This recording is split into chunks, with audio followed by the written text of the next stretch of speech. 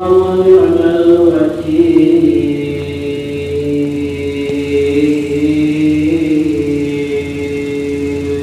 نعم المولى ونعم النصير أعوذ بالله من الشيطان الرجيم بسم الله الرحمن الرحيم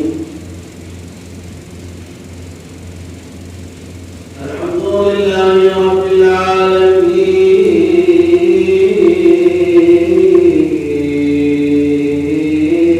والعاقبة لأهل التقوى واليقين والصلاة والسلام على أشرف الأنبياء والمرسلين بشيرا ونذيرا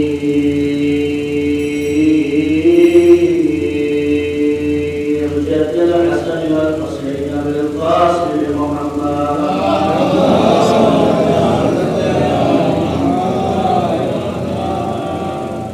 کچھ چیزیں متحرات ہیں، متحرات یعنی خود بھی بات ہے اور دوسروں کو بھی بات کرتا ہوں.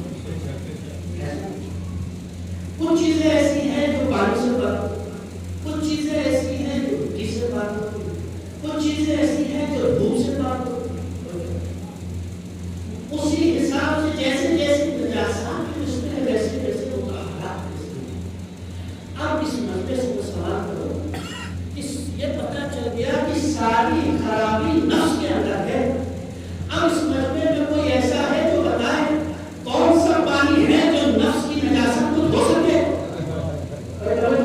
کون سا پانی ہے جو اس نفس کی نجاست کو دھو سکے؟ کون سی مٹی ہے جو اس نفس کی نجاست کو ظاہر کر سکے؟ ارے کون سی دھوپ ہے جو اس نفس کی گندگی کو دور کر سکے؟ بس عزیزو، یہ دنیا میں جتنی متحرات ہیں، ان کی یہ تمام شبیں، یہ تمام قسمیں ایک طرف، ان سے یہ نفس پاک نہیں ہوگا.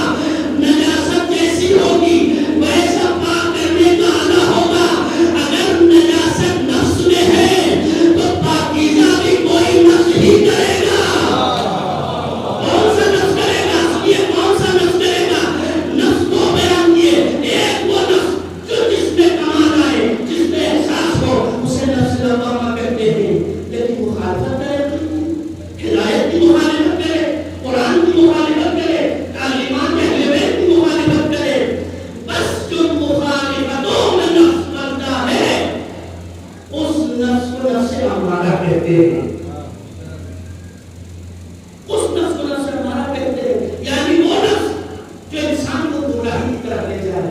لیکن اسی نفس کے اندر اب ان کے تمام کمالات منتقل ہو، اب ان کی تمام صفات منتقل ہو، اب ان کے تمام فیوز و برکات منتقل ہو، اب ان کا تمام جمال منتقل ہو، اب ان کی تمام حکمتیں منتقل ہو، اب ان کی تمام حکمتیں منتقل ہو.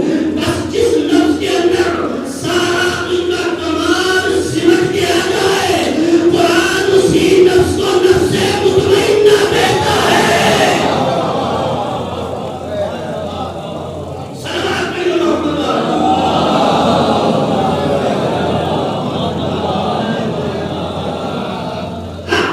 جس کے نفس میں میری حکومت ہے، آج کے بعد علی کی حکومت ہوگی. صرف کہا نہیں بلکہ کہنے کے بعد کا بیعت کروائی. توجہ سنیے گا، بیعت کروائی. بیعت کروائی اور بیعت میں کیا منظر تھا؟ بیعت کروائی، سب نے بیعت کی. اس طرح سے کی، کیا منظر تھا میرا تفصیل سے بیان نہیں کر سکتا، لیکن اتنا ضرور کہوں گا ہر ایک کا مزاج ہوتا ہے. شمع ولایت چل رہی تھی، کچھ پروانے ایسے تھے جنہیں جلنے کی جلدی تھی.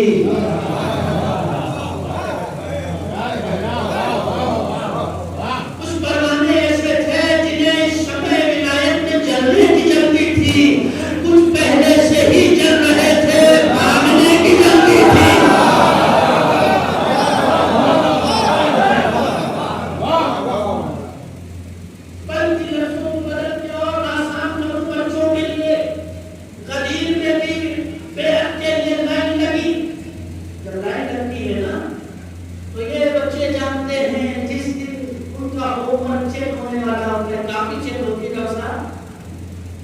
جس کا سبب پورا ہوتا ہے وہ سال بسال آگے بڑھتا ہے، جس کا سبب ادھورا ہوتا ہے وہ لائف میں پیچھے رہنے کی کوشش کرتا ہے، وہ دعا کرتا ہے کسی طرح سے مٹی بچ جائے، بارش ہو جائے، طوفان آ جائے، آج کا امتحان کل جائے، لیکن غدیر ایسا امتحان تھا کہ امتحان کو بھی آج امتحان دینا تھا۔ لیجئے ابھی بیعت کی لائن لگی ہے، بیعت کی لائن لگی ہے، اور ایک مرتبہ سوچ رہے ہیں کیا کیا جائے کیا کیا جائے۔ ایک نے کہا بھائی یہ غریب معاملہ ہے، بیعت تو ایسے نہیں جاتی ہے، ایسے نہیں جاتی تو بیعت کیا ہے۔ لیکن علی کا ایسے ہے اور سب کے ہاتھ نیچے،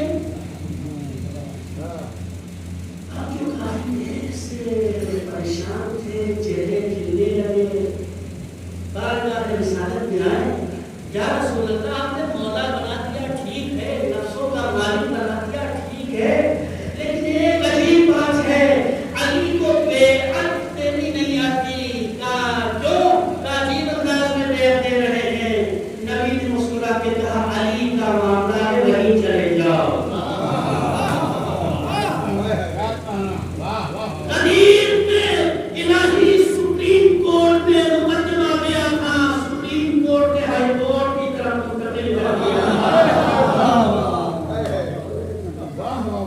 عزیزو ایک مرتبہ پھر علی کی بارگاہ میں گئے، علی ہم نے تو سنا ہے بیعت ایسے ہوتی ہے، آپ عجیب انداز میں بیعت دے رہے ہیں۔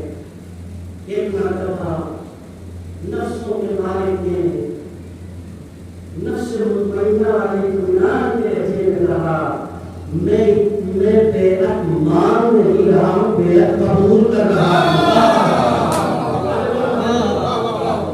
مانگنے والے کا ہاتھ ایسے ہوتا ہے، علی بیعت مانگ نہیں رہا، آنے والی بیعت کو قبول کر رہا ہے۔ یا علی کوئی دلیل ہے؟ ہر بات میں آپ قرآن کی دلیل دیتے ہیں، اس پر بھی کوئی دلیل ہے؟ ہاں یہاں دلیل ملے تو کہاں ملے؟ ید اللہ فوق ایدیہم، اللہ کا ہاتھ سب ہاتھوں کے اوپر۔ تو سبب دیا یہ کربلا ہے، کربلا یعنی کیا؟ کربلا غدیر کا وہ تسلسل، غدیر کی وہ کڑی جو آج تک ان مجلسوں کی شکل میں رواں روا ہے، یہاں آج بھی حل بنائے جاتے ہیں، آج بھی حل بنائے جاتے ہیں، آج بھی نفسوں کا تزکیہ ہوتا ہے، آج بھی نفوس کو پاک کیا جاتا ہے۔ لیجئے عزادارو، بس اسی گزارش پہ اپنی گفتگو کو ختم کر رہا ہوں۔ یہ ہمارا اپنی ذمہ داری ہے جو اس سفینہ حسین میں آئے، جو اس سفینہ نجات میں آئے، وہ جو جشن ہدایت ہے، وہ نفوس جو ابھی پاکیزگی کے لیے تڑپ رہے ہیں، وہ دل جو ابھی سکون کے لیے تڑپ رہے ہیں، وہ دل ابھی جو اطمینان کے لیے بے چین ہیں، حسین کے پیغمبر ہونے کے ناطے، حسین کے سفیر ہونے کے ناطے، حسین کے نوکر ہونے کے ناطے، حسین کے خادم ہونے کے ناطے، ہم سب کا فریضہ یہ ہے ان سب کو اس بارگاہ تک لے کر آئیں، ان سب کو حسین شناس بنائیں، ان سب کو حسین شناس بنائیں، اس لیے کہ حسین ہی وہ ذات ہے، حسین ہی وہ ذات ہے جو بشریت کو نجات دے سکتی ہے، حسینیت ہی وہ راستہ ہے جو بشریت کو نجات دے سکتا ہے۔ عزادارو یہ عزاداری نفسوں کو پاک کرتی ہے۔ لیجیے عزادارو، سفر کا مہینہ آ گیا، مدینہ میں آخری تاریخ آ رہی، یہ کون سی تاریخیں ہیں؟ یہ رب کی تاریخیں ہیں، کون سے رب کی تاریخیں ہیں؟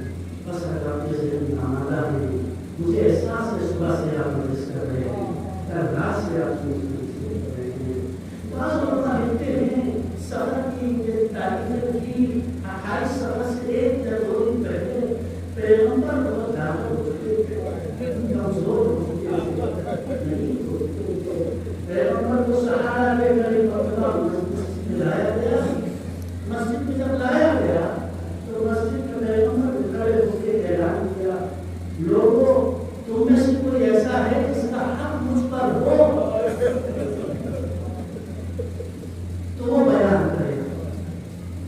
پیغمبر نے پھر کہا تم میں سے جس کسی کا بھی حق میری گردن پر ہے تو بیان کرے.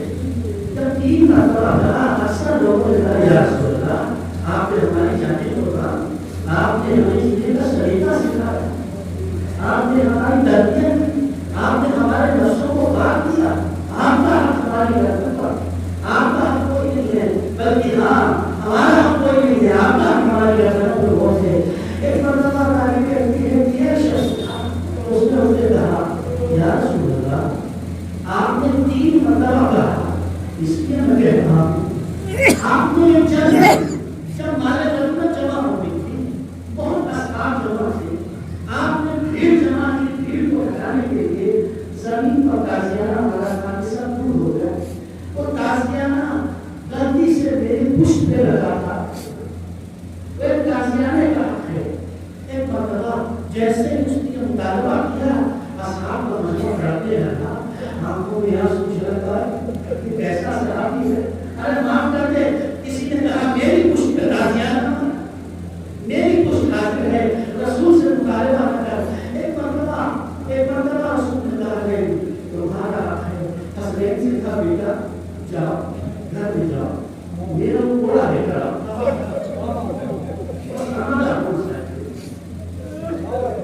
گھوڑا لے کے حسنین گھوڑا لے کے گھوڑے اس کے ہاتھ میں دیا. کہا یا رسول اللہ آپ کا جب گھوڑا میری پشت پہ لگا تھا تو میرے کتے کا اوپر والا حصہ میرے پیچھے سے چلا آپ کو لگا, میری ننگی پشت پہ تازیانہ لگا تھا. اللہ اکبر. رسول کی عدالت دیکھیے. ایک مرتبہ رسول نے قمیص کو اونچا کیا اور کہا لے لو اپنا ہاتھ جو تمہارا بندہ ہے. سارے اصحاب رو رہے تھے. ایک مرتبہ اس نے تازیانہ زمین پہ رکھا, مہر نبوت کا بوسہ دیا, کہا یا رسول اللہ میری یہ مجال کی میں آپ کے تازیانہ میں تو مہر نبوت کا بوسہ دینا چاہتا تھا. عزاداروں بس آپ کے ذہنامہ رکھے ابھی رسول پرست کے گھر میں آئے تھے. ابھی رسول پرست کے گھر میں آئے, گھر میں کیا دیکھا بطول کوشے پہ بیٹھ کے رو رہی ہے. جزاکم اللہ خیر, جزاکم اللہ. کوئی غم نہ دے سوائے غم سید الشہداء کے. بطول نے جیسے ہی سنا کوئی تازیانہ لے کر بابا کی پشت پہ مارنے والا ہے, بطول رو رہی ہے, بطول روتی ہے, بطول جو رو رہی ہے. بابا نے سنا کوئی تازیانہ لے کے آیا تھا. ایک مرتبہ سن کے گھبرانے لگی, رونے لگی. نبی نے بطول کے چہرے کو دیکھا, نبی خود رونے لگے, نبی خود رونے لگے. ایک روایت کہتی ہے کہ اتنا بلند گریا کیا, پوچھنے والے نے پوچھا یا رسول اللہ کیوں رو رہے ہیں. ایک مرتبہ نبی نے کہا مجھے زہرا کی ماں خدیجہ یاد آ رہی ہے.